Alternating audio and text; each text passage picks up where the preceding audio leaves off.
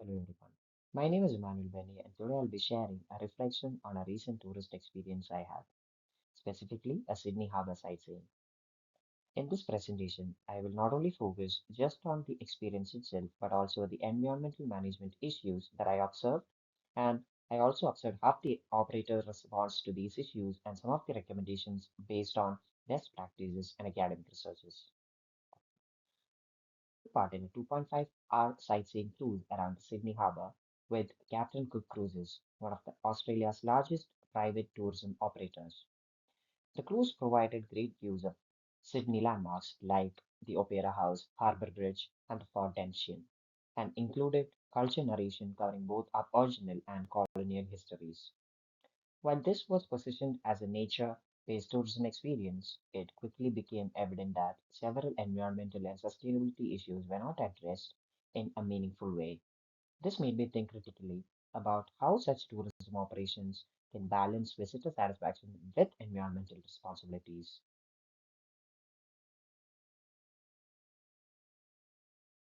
Sydney Harbour is both a major tourism attraction and a sensitive marine ecosystem.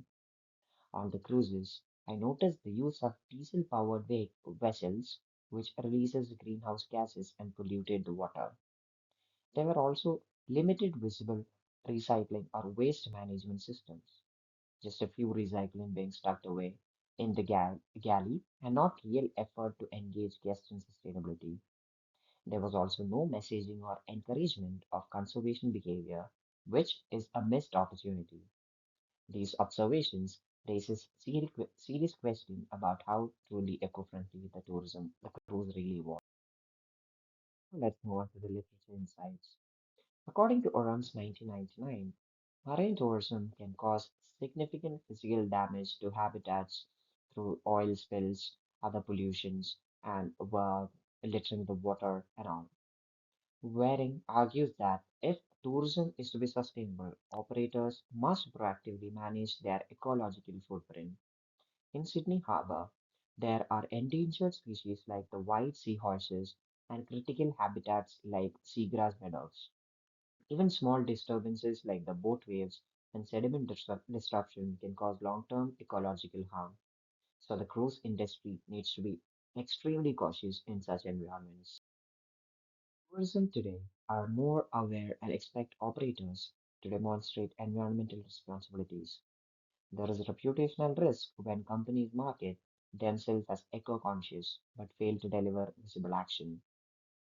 As Becken and Hay explains, tourism operators can face public backlashes or even legal consequences if their practices harm the environment.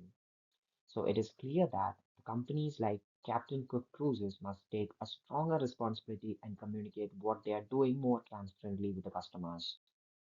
Now let's see, how does the cruise respond? How does the Captain Cook responds to these stakeholder pressures? According to their sustainability statement, Captain Cook Cruises supports waste management, low plastic use, and regular ship maintenance. However, during my cruise, none of these efforts were visible to the guests. There was no commentary on sustainability, no signage, no encouragement of eco-friendly behaviors. So even if actions are being taken behind the scene, they are not making an impact on tourists unless they are visible and part of the experience. This disconnected weakness the company's green credentials. Let's see the best practices from other cruise private or public organizations. We can look at other operators for inspiration. Whale Watch Western Australia, for example, integrates environmental education into their tours. Globally, countries like the Netherlands and Norway are shifting to electric ferries to reduce emission. According to the UNEP, this technology significantly cut air and water pollution. If Captain Cook Cruises were to invest in electric or hybrid vessels, it would drastically reduce their environmental impact and strengthen their sustainability recommendations. As part of my observations and from the academic researches, first, I recommend that transitioning to electric or hybrid vessels over time can reduce much spillage of diesels into the ocean. Second, enhance onboard waste management. Clearly labeled recycling stations and composing invisible education must be given to the customers. Third, consider the working with marine conservation organizations like the Australian Marine Conservation Society to integrate expert knowledge into the guest experience. So they can also start an educational tour other than just a simple cruise tour. Finally, even simple steps like the QR code linking to marine conservation information or a short pre-cruise environmental briefing can make a big difference. Educating visitors leads to more responsible behavior and greater long-term support for sustainable tourism. So to conclude, my cruise experience was really enjoyable in terms of scenery and cultural narrations. However, the lack of clear environmental practices and guest education revealed a gap between branding and actual sustainability. By learning from the best practices and investing in sustainable operations and education, Captain Cook cruises could enhance their reputation, reduce ecological damage, and contribute meaningfully to Australia's sustainable tourism future. Thank you, everyone.